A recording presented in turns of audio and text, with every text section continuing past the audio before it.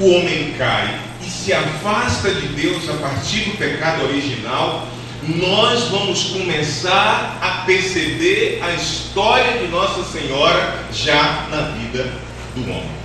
Quando isso, Marcos? Lá no livro do Gênesis. Se você olhar em Gênesis capítulo 3, versículo 15, quando o homem peca, quando o homem cai, quando a humanidade se afasta de Deus, Deus desiste da humanidade? Não, Deus não desiste da humanidade. Quando Eva cai juntamente com Adão, Deus promete que nos daria uma nova Eva, um novo Adão. E Gênesis capítulo 3, versículo 15, se você ler lá, o Senhor vai dizer: colocarei ódio. Ele vai dizer para a serpente, que a serpente aqui é a representação do mal, é a representação do maligno. Colocarei ódio entre ti e a mulher, entre a tua descendência e a descendência dela. Olha, meus irmãos e minhas irmãs, aqui nesse exato momento, o Senhor estava dizendo: eu vou restaurar a humanidade. Aquilo que nós acabamos de viver outro dia na ressurreição de Jesus, aquele momento da restauração da humanidade, no Gênesis, Deus disse para a serpente: eu vou restaurar a humanidade. E eu vou restaurar a humanidade através de um filho que irá nascer da mulher. Né? E essa mulher quem é? Essa mulher é a nova Eva. Enquanto a primeira Eva disse não a Deus, essa Eva será a Eva do sim. Essa mulher será a mulher do sim, a mulher da obediência. Então nós vamos ver isso no livro do Gênesis 3, versículo 15. Então, e quem é a descendência dessa mulher? A descendência dessa mulher, atenção, a descendência da mulher são todas aquelas pessoas que não compactuam com o diabo e com o pecado. Por isso que a palavra vai dizer: a descendência da mulher. Todos aqueles que buscam viver longe do pecado, todos aqueles que não aceitam o diabo, e é essa a promessa, nós vamos ver isso aqui depois, isso está muito ligado ao tratado da verdadeira devoção. Todos aqueles que não compactuam com as obras do maligno, né, fazem parte da descendência da mulher. E todos nós que somos batizados, nós fazemos essa promessa, sim ou não? Não é isso? Nós renunciamos ao demônio e às suas obras. Ainda no Antigo Testamento, lá em Isaías capítulo 7, versículo 14, Isaías capítulo 7, versículo 14, Deus vai dizer que dará um sinal. Dará ao mundo um sinal. Os homens sempre pediram sinais a Deus. E Deus vai dizer, através de Isaías, em torno de 700 anos antes do nascimento de Jesus, o sinal será que uma virgem, depois vocês vão ler, viu? Uma virgem conceberá e dará a luz. Amados irmãos, deixa eu dizer uma coisa para vocês. Quando no Gênesis Deus fala que colocará ódio entre a serpente e a mulher, naquele exato momento Deus já sabia quem era a mulher. Não é à toa que quando nós vamos para o Novo Testamento, Jesus muitas vezes vai chamar Maria de mulher. Não por desrespeito à Nossa Senhora, mas porque ele sabia que ela era a mulher, aquela que estava ligada, aquela que fazia parte de um processo de salvação para a humanidade. Maria era a mulher do Gênesis. Por isso que lá, nós vamos ver isso, lá aos pés da cruz, Jesus vai dizer mulher, fazendo referência à mulher do Gênesis. Então, em Isaías capítulo 7, versículo 14, Jesus vai dizer, Deus vai dizer, o profeta vai dizer: uma virgem conceberá e dará à luz a um filho.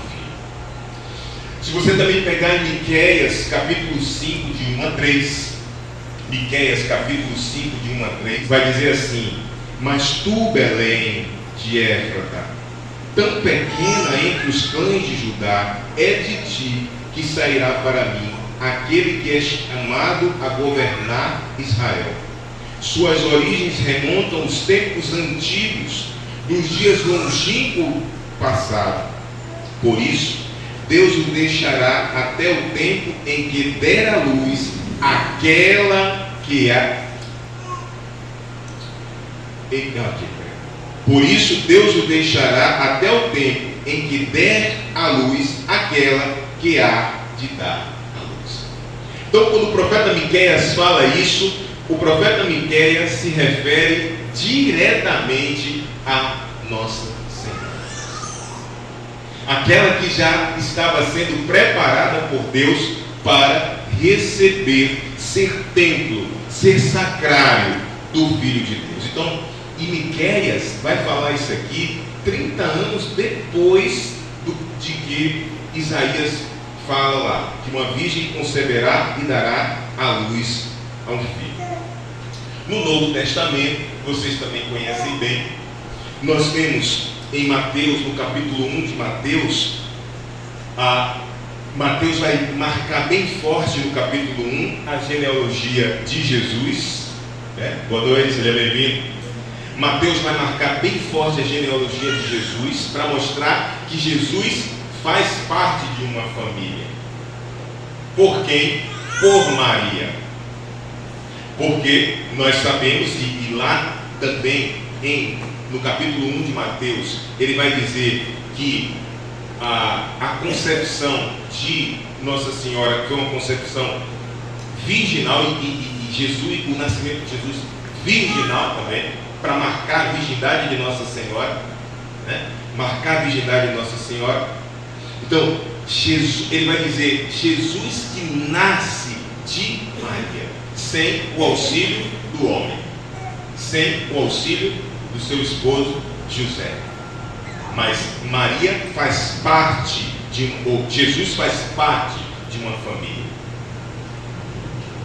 Também em Lucas capítulo 1, de 26 a 38, Lucas também vai falar da anunciação do anjo. E aqui, uma das partes mais belas, veja, vou só recapitular, que o irmão chegou, mas não entrei ainda na parte do tratado, vou entrar daqui a pouco.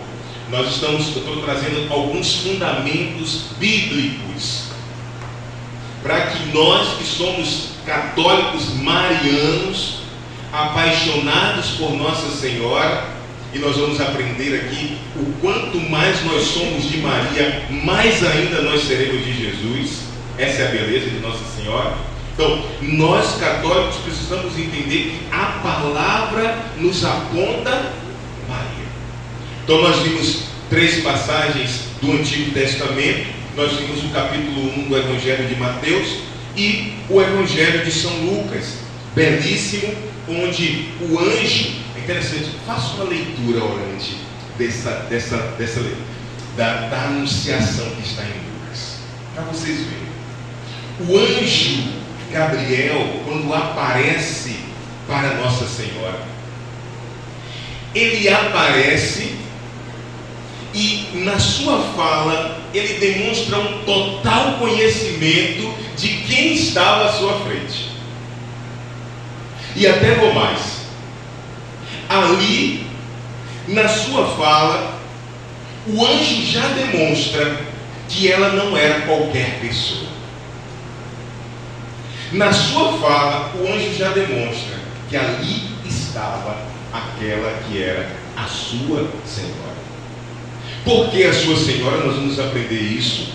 Por natureza? Não, porque ela não é Deus. Sim ou não? Sim. Mas pela ordem da graça. Porque Deus quis. Porque a partir do momento em que Deus quis nascer por ela, Deus eleva Maria na ordem da graça. Então vamos entendendo isso no caminho.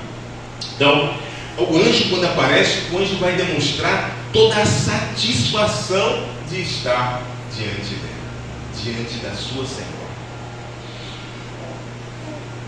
E aí também nós podemos ver no capítulo 2 E no capítulo 19, no capítulo 2, que fala das bodas de Caná, né? Tem uma passagem lindíssima das bodas de Caná.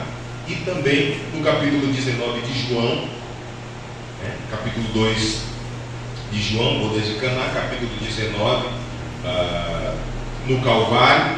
E aí nós vamos ver a importância, a participação de Maria na hora de Jesus, né? Nessas duas passagens, porque nas bodas de Caná, Jesus vai dizer: mulher, ainda não chegou a minha hora.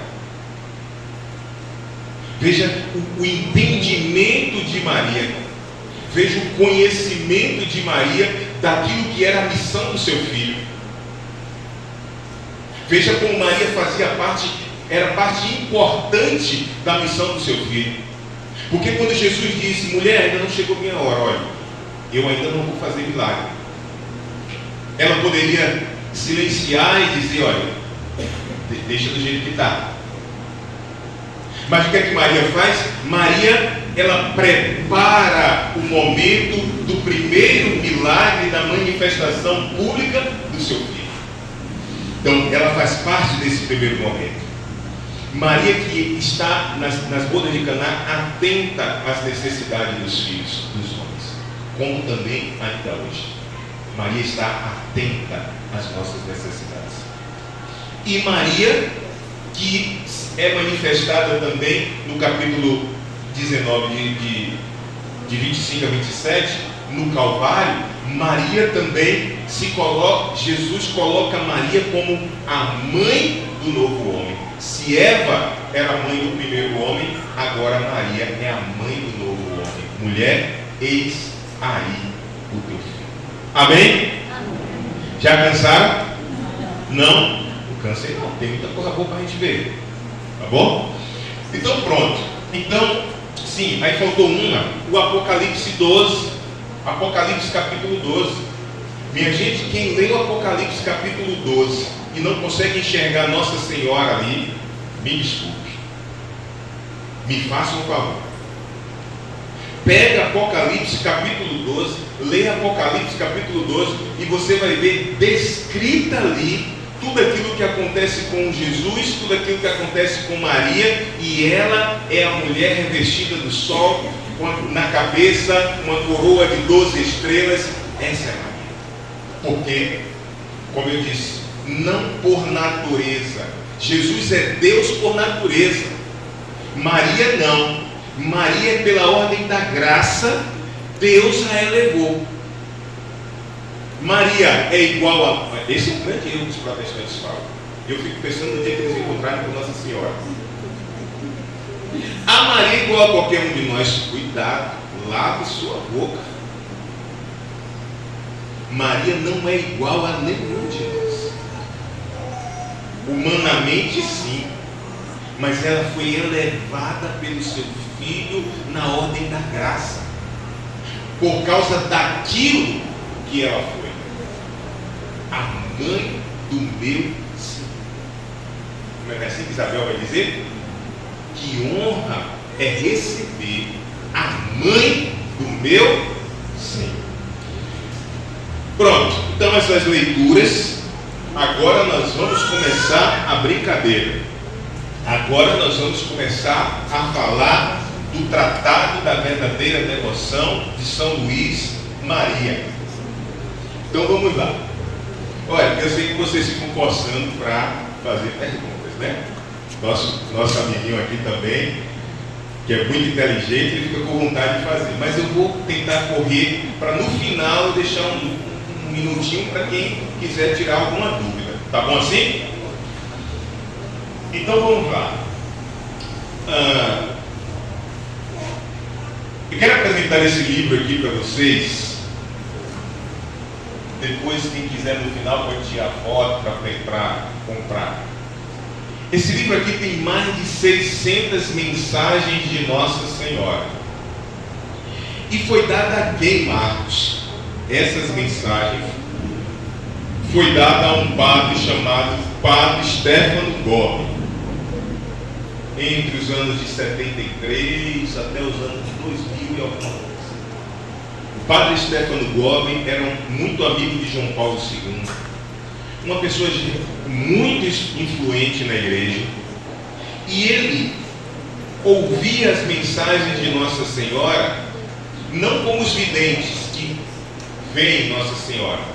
Ele ouvia as mensagens de Nossa Senhora através de... esqueci a palavra agora. Através de uma moção interior. É como se ela fosse falando e ele fosse ouvindo por dentro a voz dela. E aí o Padre Gobi Maria pediu que ela fundasse o movimento sacerdotal mariano, que é um movimento imenso, né? Onde as pessoas rezam o cenáculo, como a gente reza o cenáculo aqui na comunidade. E em uma dessas mensagens, Nossa Senhora diz bem assim, preste atenção: eu mesma serei a comandante deste exército. Olha o que ela diz. Ela diz assim: eu mesma serei a comandante deste exército. Estou agora a formá-lo no silêncio e no escondido. Os estudiosos de Nossa Senhora vão dizer que este tempo é agora. Ela está formando esse exército no silêncio e no escondido. É por isso que milhares de pessoas no Brasil e no mundo estão querendo se consagrar a Jesus e a Maria. Essas pessoas que estão querendo se consagrar, ser mais de Maria, ser mais de Jesus, é porque estão ouvindo um clamor no coração a partir do Espírito Santo para fazerem parte desse exército de Nossa Senhora. Veja quem é que trouxe vocês aqui, viu? Prestem bem atenção. Eu mesma serei a comandante deste exército. Estou agora a formá-lo no silêncio e no escondido. Ela está formando. Milhares de pessoas no mundo, no Brasil, milhares de pessoas, tal como durante 9 meses formei no meu seio Jesus. Ela está formando. Ela está chamando, ela está formando o seu exército. Essa mensagem ela deu em 16 de julho de 73, na festa de Nossa Senhora do Carmo. Então, a primeira coisa que eu quero dizer para você, que existe uma comandante e ela está formando um exército. E se você está aqui hoje, é porque você ouviu o chamamento desta comandante. Agora é só saber, você quer ou não fazer parte desse exército? Sim ou não? Sim. Amém. Então vamos nos preparar. Jesus Cristo ele veio ao mundo através da Santíssima Virgem. E é também por Nossa Senhora, que ele irá voltar. São Luís vai dizer isso, nós vamos conversar mais sobre isso daqui a pouco. Mas eu quis colocar logo isso para mostrar para você por que dessa importância. Mas Marcos, por que dessa importância hoje? A gente está dando tanta importância a Nossa Senhora. Será que nós não vamos tirar Jesus do lugar e colocar Nossa Senhora? Calma, a gente vai ver isso também. Por que a gente está dando tanta importância? Aí São Luís vai dizer. São Luís vai dizer que é justamente porque ele veio a primeira vez por ela. E por ela, ele virá a segunda vez. São Luís vai dizer que ele não esqueceu a porta que ele entrou nesse mundo. Ele não vai inventar uma nova porta para entrar nesse mundo. Mas ele virá pela mesma porta que ele veio pela primeira vez. Que coisa linda, sim ou não? Sim. Bom, para estudar o Tratado da Verdadeira Devoção, para estudar São Luís Maria de Grion, que foi o autor do tratado, a gente precisa falar primeiro de alguém que veio antes de São Luís e que foi uma referência para São Luís. Um homem chamado São Bernardo de Claraval. São Bernardo de Claraval ele foi canonizado em 1174, sendo considerado o maior doutor da igreja na mística mariana, na mariologia. São Bernardo de Claraval. Gente, vou procurar seguir minhas anotações, porque senão eu me divirto, começo a falar um bocado de coisa e a gente não sai disso. Então eu vou tentar ser o mais fiel possível para a gente não se perder, tá bom? Então, todos os santos marianos que vieram depois de Bernardo de Claraval beberam em Bernardo de Claraval. Porque dizem os historiadores, os teólogos, as pessoas que estudaram a vida de São Bernardo de Claraval, que São Bernardo de Claraval era uma pessoa extremamente diferenciada. E certamente era mesmo, porque aquele que se aproxima muito de Nossa Senhora, aquele que tem uma vivência muito próxima de Nossa Senhora, se torna realmente uma pessoa maravilhosa. Então, as pessoas vão dizer que Bernardo de Claraval, ele era diferenciado. Ainda muito jovem mesmo, 20 e poucos anos, São Bernardo se torna abade do seu mosteiro. Dizem os historiadores que naquela época que viveu Bernardo de Claraval, os mosteiros, de forma geral, estavam passando por uma crise muito grande. Poucas vocações, poucas pessoas estavam querendo ir para os mosteiros, serem monges. Por quê? Porque principalmente por causa da influência daqueles que estavam à frente, dos abades, enfim. Mas Bernardo de Claraval, que passa a ser um abade ainda muito novo, conta-se que em um dos mosteiros ele foi mandado,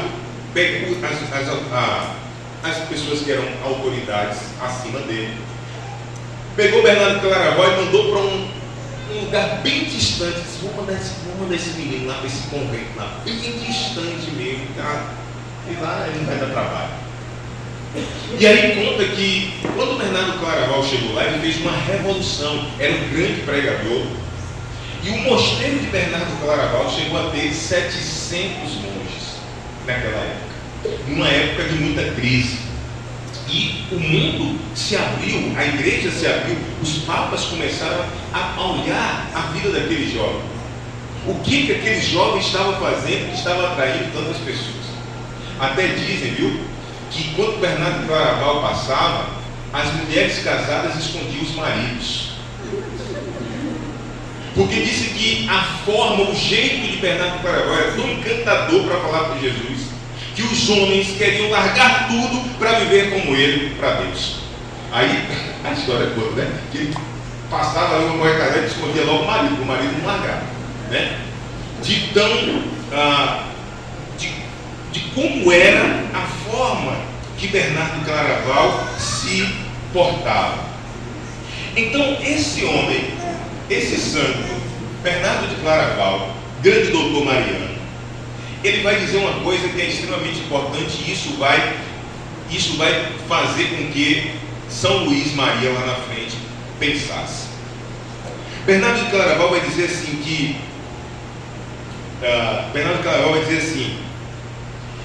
que nós temos 3 degraus para subir para chegar até Deus. Atenção. Ele vai dizer que existem 3 degraus para a gente subir para chegar até Deus. Ele vai dizer que o primeiro degrau, o mais próximo de nós, o mais parecido conosco, o que mais se configura a nós, é Nossa Senhora. Primeiro degrau. Aquela que é mais próximo, a mãe, né? Mais próximo a nós. Ele vai dizer que o segundo degrau é Jesus. E é verdade. Nós vamos estudar isso depois. Não vou aprofundar agora, mas nós vamos estudar. Porque a palavra vai dizer, cuidado, preste atenção, porque aí o protestante pega você. A palavra vai dizer que só existe um mediador entre Deus e... A palavra vai dizer que só uma pessoa pode nos dar a salvação. Essa pessoa é quem? Jesus Cristo. E nós, quanto católicos, nós entendemos isso muito bem, sim ou não? Ele é o nosso grande mediador com o Pai. A palavra vai dizer que ninguém vai ao Pai sem Jesus. Isso é prego batido. Nós sabemos disso. Eu acho que os protestantes acham que nós não sabemos disso. Nós sabemos disso. Ninguém chega no Pai, irmãos, sem Jesus. Mas, Marcos, é possível, eu tenho como ir por Maria e chegar no... Não. A ordem não é essa. A palavra diz que a ordem não é essa. Ninguém vai ao Pai sem Jesus. Mas São Bernardo de Claraval vai trazer um ponto importante. Ele vai dizer, assim como ninguém vai ao Pai sem Jesus, ele vai dizer, ninguém vai a Jesus sem Maria. Ele levanta essa tese. Ele vai dizer que, como é que ele se embasa nessa tese? Ele vai dizer que nós, por causa do pecado original, por causa das nossas concupiscências, por causa da nossa fraqueza, por causa das nossas limitações, e é verdade, irmãos, quantas vezes nós queremos, eu quero ser santo, eu quero fazer o que é certo. São Paulo vai dizer, olha, eu quero tanto fazer o que é certo, mas eu deixo de fazer o que é certo, que eu sei que é certo, para fazer o que não é certo. Então a gente tenta muitas vezes, a gente busca muitas vezes, mas a nossa humanidade decaída pelo pecado original nos faz muitas vezes cair, nos faz muitas vezes nos deixar ser vencidos. Por isso que Bernardo Claraval vai dizer que, sendo assim, eu preciso da ajuda de Nossa Senhora para chegar até Jesus. Porque Jesus, ele é santo, santo, santo. E não é fácil verdadeiramente me aproximar dele, na minha pequenez e na minha fraqueza. Mas com Maria, com a ajuda de Maria, eu consigo. Por isso que ele fala do degrau. E até ele diz, olha, você vai subir num degrau, você não vai, apesar que quando a gente é menino, a gente quer fazer essa loucura, né? Mas você vai subir num degrau, você vai pisar aqui no primeiro e no terceiro. É ou não é? Não é não? Você vai ter que seguir a ordem. Primeiro, o segundo, o terceiro. Amém? Ou seja, com essa imagem, Bernardo de Claraval vai nos dizer, ele vai dar essa definição, ele vai sustentar esta tese, ele vai dizer, para chegar a Jesus é preciso passar por Maria. E assim, meus irmãos e minhas irmãs, olha, por sinal, Bernardo de Claraval, dizem que quando ele estava no leito de morte dele, ele sempre foi um homem muito místico, né? E quando ele estava no leito de morte dele, já no finalzinho da vida, ele disse aquela frase que diz assim, ó clemente, ó piedosa, ó doce e sempre Virgem Maria. Onde é que está essa frase? Na Salve Rainha. Então, completa esta oração. É Bernardo de Claraval que vai dizer, já no seu leito de morte, ó clemente, ó piedosa, ó doce e sempre Virgem Maria. Então, meus irmãos e minhas irmãs, com base no pensamento de Bernardo Claraval, Nossa Senhora é a nossa medianeira de intercessão. A nossa medianeira de intercessão. Enquanto Jesus Cristo é o nosso mediador de redenção. Só Ele pode nos salvar. Só Ele nos salva. Amém?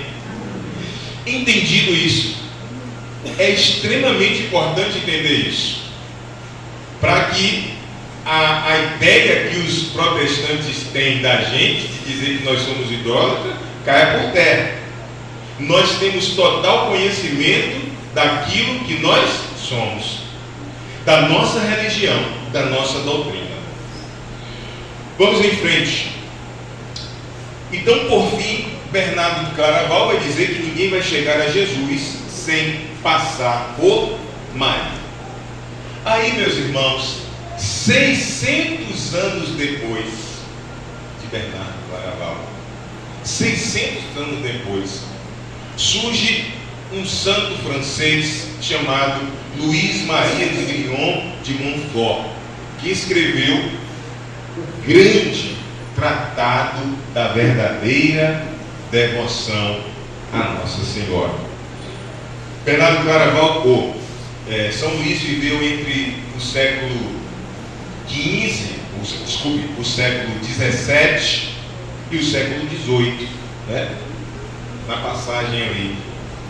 São Luís, ele era um homem muito mariano, ele sempre foi, desde criança, muito mariano. E sempre, desde criança, ele desejava ser um sacerdote, mas não um sacerdote qualquer, mas um sacerdote mariano, um sacerdote verdadeiramente mariano. Por isso, ele acrescenta no seu nome, né? O seu nome não tinha o Maria, era Luís Grignon de Montfort, e ele vai acrescentar São Luís Maria, ele acrescenta o Maria ao seu nome. São Luís, ele vai com base naquilo que Bernardo de Claraval vai ensinar. O que é que Bernardo de Claraval vai ensinar? Que para chegar a Jesus é preciso ir por Maria. É o que Bernardo de Claraval ensina. E conhecendo os escritos de Bernardo de Claraval, São Luís, ele começa a se questionar. E ele vai perguntar a si mesmo: ora, se para entrar no coração de Jesus eu preciso entrar no coração de Maria, se para entrar no coração de Jesus eu preciso entrar no coração de Maria, São Luís se pergunta para si mesmo: então qual a fórmula correta para que eu possa entrar no coração de Maria? Se para entrar no coração de Jesus eu preciso entrar no coração de Maria, qual é a forma correta de entrar no coração de Maria? E ele começa a se perguntar: será que é rezando o Santo Terço todos os dias? É rezando o Rosário? É rezando o ofício? É participando de novenas? É entrando nas confrarias? Enfim, tantas coisas. Será que só isso basta para que eu possa entrar no coração de Maria? Atenção, isso fala muito forte para cada um de nós, viu? Às vezes a gente já diz assim, a gente pensa assim: eu sou uma pessoa extremamente mariana. Mas o que é ser verdadeiramente mariano? Será que ser verdadeiramente mariano é somente andar com um terço nas mãos, com uma camisa com a tela de Nossa Senhora? Será que é só isso? Então, essa dúvida começa a surgir na cabeça de São Luís.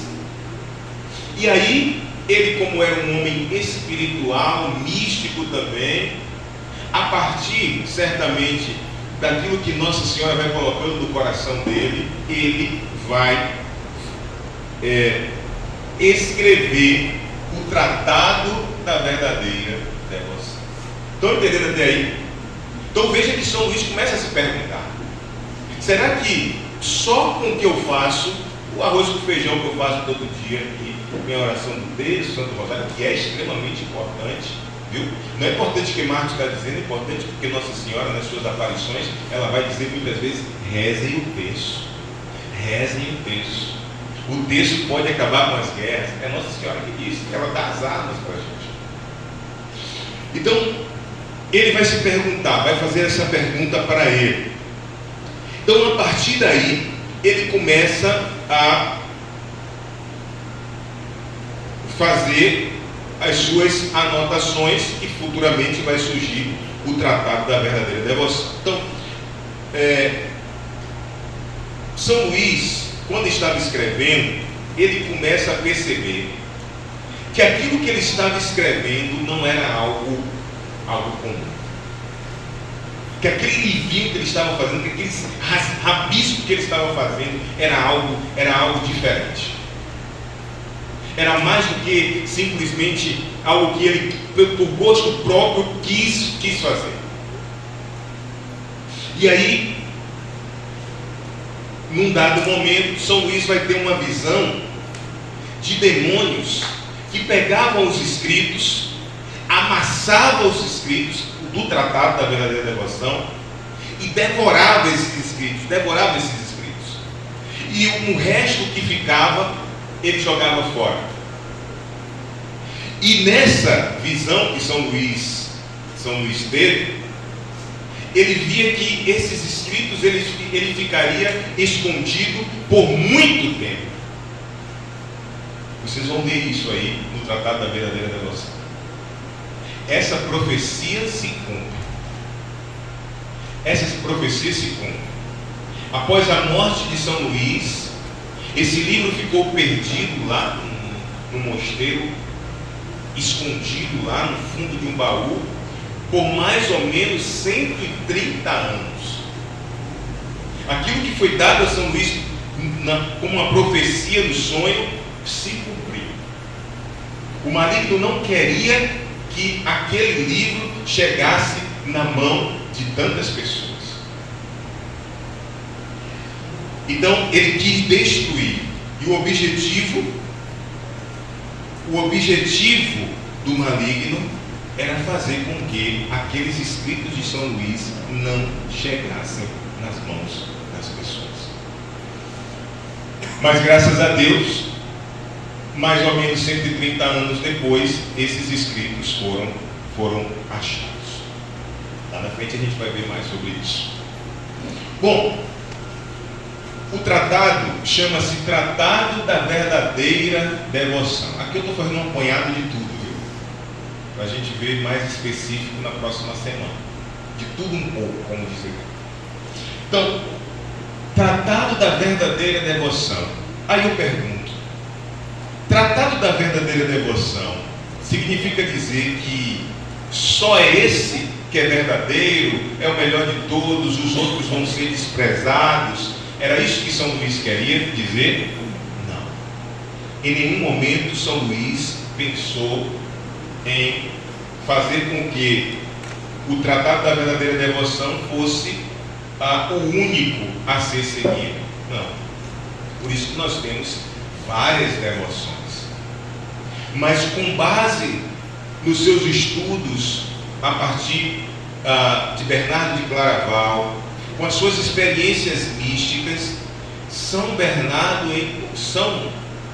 Luís entendeu que aquele livro poderia não ser o único, mas teria uma importância muito grande na história da humanidade. Agora eu quero falar um pouco se essa consagração que nós vamos fazer, se ela é católica, e o que pensa a igreja sobre esta consagração.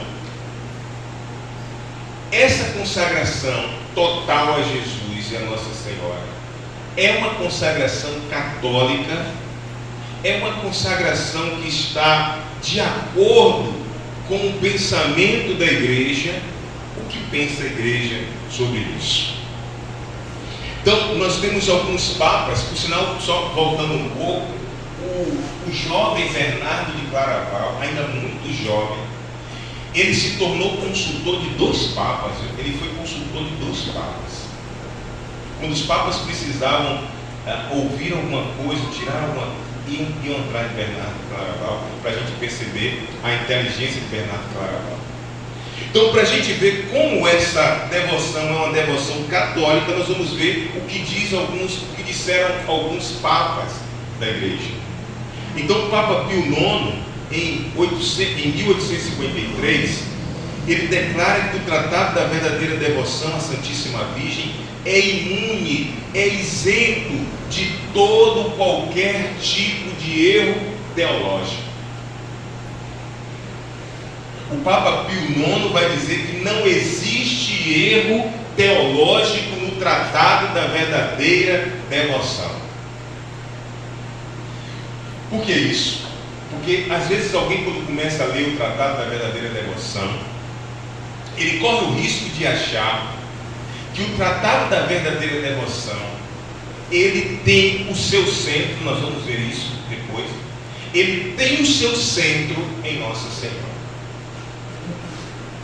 E São Luís ele vai nos mostrar, na leitura do tratado, que o Tratado da Verdadeira Devoção, ele é extremamente cristocêntrico. O que significa dizer cristocêntrico? Cristo no centro. Cristo é o primeiro. Cristo é o principal no tratado da verdadeira devoção. Cristo é o fim último dessa devoção. Ele é o fim último da verdadeira devoção. Então o Papa Pio IX vai dizer: não existe erro. Não existe erro. O Papa Leão XIII, em 1888, foi ele que beatificou São Luís. Ele vai conceder indulgência plenária a todas as pessoas que renovassem a consagração a Nossa Senhora no dia 8 de dezembro ou no dia 28 de abril, que é a data da morte de São Luís. E tem uma história que conta que esse Papa, o Papa Leão XIII, que foi um grande Papa na igreja, ele morreu renovando a sua consagração pelo método de São Luís. Quando estava próximo da sua morte, ele renova a sua consagração. O Papa Pio X, ele disse que se inspirou no tratado para escrever suas encíclicas marianas, ou seja, um Papa buscava como fonte para fazer as suas encíclicas o Tratado da Verdadeira Devoção de São Luís. E ele concedeu bênção apostólica a todos quando leiam o Tratado da Verdadeira Devoção. O Papa Pio XII foi quem canonizou São Luís em 1947. E ele diz: vejo em São Luís e no tratado uma perfeita doutrina mariana, tão perfeita que eu comparo ao seu compatriota Bernardo de Claraval. Eu já dizia a vocês que Bernardo de Claraval é considerado o maior doutor mariano. E aí o Papa Pio XII vai dizer que ao ler o tratado, ele consegue enxergar, mesmo não tendo sido Bernardo de Claraval, ele consegue enxergar as ideias de Bernardo de Claraval. Tem o Papa Alexandre também, que também falou aqui, mas eu quero pular, porque vários papas, eu estou mostrando para vocês verem que essa devoção é uma devoção católica, é uma devoção reafirmada e afirmada pela igreja e pelos papas. Mas eu quero trazer para um Papa muito mais próximo de cada um de nós, para o Papa João Paulo II. O Papa João Paulo II, na sua infância, ele sempre foi muito cristão, muito católico, muito mariano, mas em um dado momento da sua vida ele começou a se perguntar: meu Deus, será que eu estou colocando Maria no lugar de Jesus? São João Paulo II, ele teve essa dúvida. Será que eu estou colocando Maria no lugar de Jesus? Será que eu estou tirando Jesus do lugar devido dele e colocando Nossa Senhora? E aí, ele mesmo vai dizer que, graças a Deus, esse tratado chegou em suas mãos. Ele leu o Tratado de São Luís. E esse Tratado de São Luís se tornou o livro de cabeceira de São João Paulo II. E João Paulo II vai dizer: esse tratado foi na minha vida a salvação. E vocês sabem quem foi João Paulo II? João Paulo II é considerado o maior Papa mariano que já existiu na história da igreja.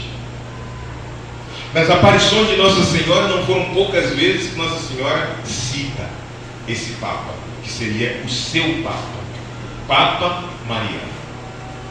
O próprio João Paulo II vai testemunhar daquele tiro que ele tomou, a queima-roupa, não tinha como não sofrer uma situação muito difícil, e ele vai dizer: ela desviou a bala. Por isso que até hoje a bala está lá em Fátima, na coroa lá de Nossa Senhora de Fátima. Amém? Vamos para frente? Estão muito cansados? Vamos embora, porque é muita informação.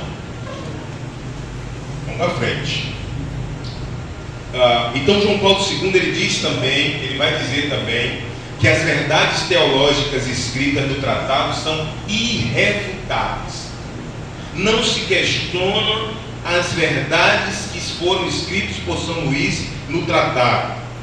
E até João Paulo II diz assim: São Luís é um teólogo de classe, pois chego à conclusão que o Tratado da Verdadeira Devoção não é um escrito de idolatria mariana, mas é um escrito cristocêntrico.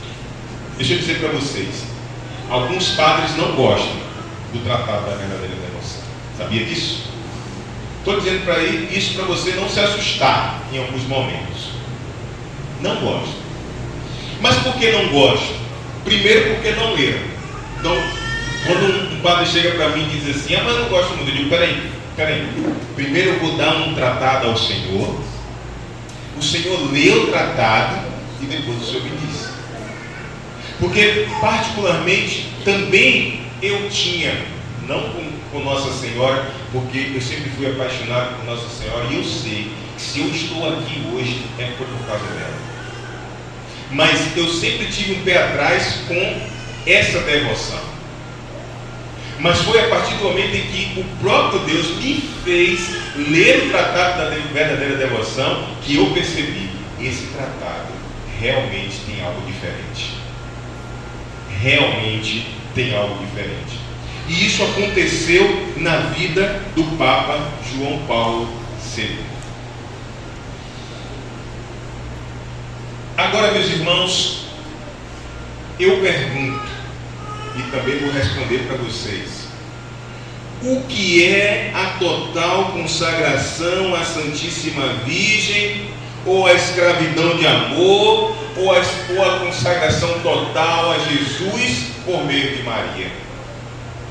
Você vai ver isso no tratado. São Luís vai dizer que a total consagração à Santíssima Virgem, ou a santa escravidão, ou a consagração total a Jesus por Maria, é a entrega de tudo que somos e possuímos a Nossa Senhora, para que por meio dela possa mais perfeitamente pertencer a Deus. Nós vamos falar disso de forma com mais calma na próxima semana. Mas em resumo, o que é ser todo de Maria, o que é me consagrar inteiramente a ela, o que é me entregar inteiramente a ela e a Jesus, é dizer para ela: a minha vida te pertence. Eu sou todo teu, meu amor. A minha casa é minha? Não, minha casa é sua. O meu carro é meu? Não, meu carro não é meu carro é dela. O marido é meu? Não, o marido não é meu, não. O marido é dela. A esposa? Não, a esposa não é minha, a esposa é dela. Os filhos é dela. Tudo pertencer a Nossa Senhora. E nós vamos estudar isso quando eu entrego tudo a ela, quando eu dou a posse de tudo da minha vida a ela, ela vai cuidar. Do meu filho ela vai cuidar, Marco? Vai, muito melhor do que você. Do meu marido ela vai cuidar? Vai, muito melhor do que você. Muito melhor do que você. Do meu trabalho, muito melhor do que você. Ela vai cuidar. Assim também da nossa salvação. Sabe aquela vontadezinha que eu tenho de ser todo de Jesus? Quando eu me entregar todo a ela, ela toma aquela vontadezinha pequena que tem dentro de mim e torna aquela vontade algo imenso, grande, de forma que verdadeiramente eu serei todo de Jesus. Amém? Vamos para frente? Está entendendo até aí? Sim ou não? Sim. E ainda dentro dessa pergunta, algo que é extremamente importante, e é isso que mostra, bom, aqui na comunidade, isso eu não estou falando para mim vai descer, não, viu? Eu estou falando só para você saber onde você está e o que você está fazendo, com quem você está estudando isso aqui. Às vezes, como eu estava dizendo, né? Às vezes tem alguns padres que têm essa dúvida, né? Mas o tratado, a escravidão, e não sei o que, né? Mas pode ter certeza, quando o seu padre souber que você está estudando aqui, ele vai dizer: pode levar. Por quê? Porque o grande problema é que essa consagração lá atrás causou muitos problemas. Por quê? Por causa da consagração? Não era consagração, mas a forma que as pessoas estavam aprendendo, a forma que as pessoas estavam estudando o tratado, a forma que as pessoas estavam se consagrando. Eles não estavam fazendo da forma correta. E isso, por melhor que fossem as intenções das pessoas, isso estava causando o quê? Escândalo. Por isso que tinha bispo que não queria nem, olha, não fala dessa consagração não. Tinha padre que dizia, não fala dessa consagração não. Então, por isso que é necessário fazer da forma correta. E São Luís, ele não ensina ninguém a fazer nada errado. Está aqui, ele ensina a fazer a coisa da forma correta. Amém? Então vamos para frente. Então, por esta devoção se consagra a Jesus ou a Maria? A Jesus ou a Maria? Por esta consagração nós nos consagramos ao mesmo tempo a Jesus e a Maria. Por isso que eu dizia que São Luís vai dizer que a forma correta de se falar, tem problema eu falar eu sou escravo de Maria? Não tem problema nenhum. Tem problema falar escravidão total? Não tem problema nenhum. São Luís vai dizer que a forma correta é consagração total a Jesus por Maria. Ou seja, eu me consagro todo a Jesus e todo a Maria. Vamos para frente. Vamos, senão eu estou acabando aqui.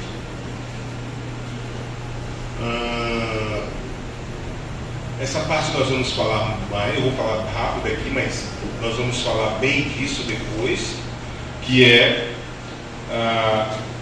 existe um medo muito grande, principalmente no Brasil, de se falar a questão de escravo, né? Você diz, escravidão, é isso que mais pega as pessoas, viu? Vou falar bem rapidinho aqui, mas depois eu falo mais sobre isso, a questão da escravidão. Mas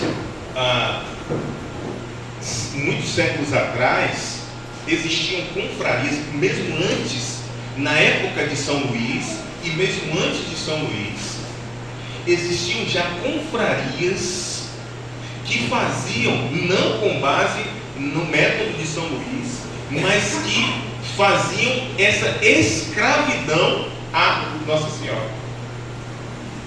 E não foram poucos os papas que davam bênçãos apostólicas para aqueles que vivenciavam esse tipo de escravidão esse tipo de devoção chamada de escravidão. Então, aqui no Brasil existe um medo muito grande de se falar essa palavra escravidão. Isso porque, por causa da cultura que nós temos, né? Principalmente o negão, né? Eu aqui, né? Então, a escravidão, apesar que a gente sabe que não houve no mundo só escravidão negra, né? No mundo houve escravidão branca também, mas a gente sabe que a escravidão negra foi uma das mais cruéis, né? Então às vezes a gente não quer fazer muita referência, mas se a gente apagar um pouco isso, essa palavra, nessa história que nós lembramos, e olharmos um pouco de forma bíblica, nós vamos ver que a própria Virgem Maria, ela se declara o quê? Eis aqui veja, a maioria das nossas traduções, ela vai falar a serva, mas tanto a nossa tradução quando diz serva, ela quer falar escrava, como também na própria original grego, ela vai dizer, eis aqui a escrava do Senhor. Veja, essa dimensão de ser escravo, não no sentido de ser um escravo de alguém que sofre, mas essa dimensão de ser escravo como alguém que quer se entregar. Veja, o próprio São Luís ele vai dizer que o servo, a diferença do servo e do escravo, ele vai dizer que o servo, por exemplo, vamos dizer, eu vou ali numa empresa, coloco o meu currículo, eu quero trabalhar ali. E eu vou trabalhar ali até quando eu quiser. Se um dia eu disser, não quero mais trabalhar aqui não, vou embora, vou fazer outra coisa, né? Ele vai dizer que o servo ele não tem essa relação de estar preso. Ele pode em algum momento dizer, olha, eu não quero mais ficar com você. Mas São Luís vai dizer que o escravo não. O escravo ele não se pertence. Ele tem dono, alguém é dono dele. Ele não tem como dizer, olha, agora eu vou ali, eu vou embora. Não. Ele pertence a alguém. Alguém é dono desse escravo. Então, Maria ela vai dizer para o anjo Gabriel, eis aqui a escrava do Senhor. Naquele momento ela diz, olha Gabriel, faça-se em mim segundo a palavra do Senhor. Ou seja, meus planos, aquilo que eu já tinha preparado tudo, né? Os panos lá que eu já estava arrumando para o José, eu esqueço tudo aquilo. Agora eu quero fazer isso aí, essa vontade, a vontade do Senhor, porque eu sou escrava do Senhor. E a própria palavra de Deus, se não me engano, lá em Romanos capítulo 6, eu até queria ler para vocês essa passagem que é muito interessante. Deixa eu ver aqui, Romanos capítulo 6, deixa eu ver, 16, isso mesmo, aqui, Romanos capítulo 6, versículo 16, diz assim, ó, não sabeis que quando vos ofereceis a alguém para lhe obedecer, sois escravos daquele a quem obedeceis, quer seja do pecado para a morte, quer da obediência para a justiça. Por que isso aqui é interessante? Preste atenção, porque quando nós pecamos, atenção, quando nós pecamos, nós nos tornamos escravos. Mas escravo de quem? De Deus? Não, escravo do diabo. E veja que aqui também ele quer dizer que antes da morte de Jesus, e a palavra também diz isso, nós éramos escravos do pecado. Escravos do pecado. Ou seja, escravos do demônio. Com a morte e a ressurreição de Jesus, a redenção que ele nos trouxe, nós nos tornamos agora livres. E aí ele quer dizer o seguinte: ou você é escravo do pecado, do diabo, ou você é escravo livremente de Deus. Amém? Então estou entendendo que essa questão da escravidão não é aquela ideia que a gente tinha, daquela ideia feia da escravidão que a gente tinha. Estão entendendo isso? Maria se faz escrava. E a própria palavra também, se não me engano, ainda em Romanos, deixa eu ver, 20, 22, deixa eu ver aqui. 20, 22 diz assim, versículo 20 diz assim: quando eres escravo do pecado, eras livre a respeito da justiça. Aí o 22 diz: mas agora libertados do pecado e feitos servos de Deus, tendes por fruto a santidade. E tem uma passagem que vai dizer que Jesus, ele se despiu da sua majestade, ele se despiu da sua realeza e ele se tornou o quê? Escravo. Escravo do pecado? Não. A palavra quer dizer que ele se tornou um igual a nós. Estão entendendo? Estão entendendo? Deixa eu ver. Pronto, essa parte aqui a gente terminou. Só queria terminar essa parte dizendo o seguinte: vocês conhecem aquela música que diz: como coisa e propriedade vossa, amém. Como coisa e propriedade vossa, amém. Aí as pessoas mudam, né? Mudam o que o santo falou e diz assim, o que o escritor falou: como filho consagrado vossa, amém. Né? É como se fosse dizer assim: não, mãe, eu não quero ser coisa não, eu quero ser filho. Né? Mas a pessoa que fez a oração, ela sabia o que estava dizendo. A pessoa que fez a oração, ela queria dizer realmente para Nossa Senhora: eu quero ser coisa. Porque coisa não tem direito. Coisa, isso é uma coisa. Eu quero colocar ela aqui. Ela é minha, eu vou colocar ela ali. Eu quero tirar ela daqui, eu vou colocar ela aqui. É minha. Agora, filho, preste atenção. Filho é muito bom, né? Mas lembra que a gente às vezes diz assim: e quando estiver debaixo da minha autoridade, não é não, Tonélio? Quem manda aqui sou eu. E depois, o passarinho voa? O passarinho voa. Então você diz assim: como filho consagrado, quer dizer assim, olha mãe, na hora que eu quiser, eu bato as asas, eu vou embora. Mas se você disser com coisa, você está dizendo: a senhora faz o que a senhora quiser de mim. Amém?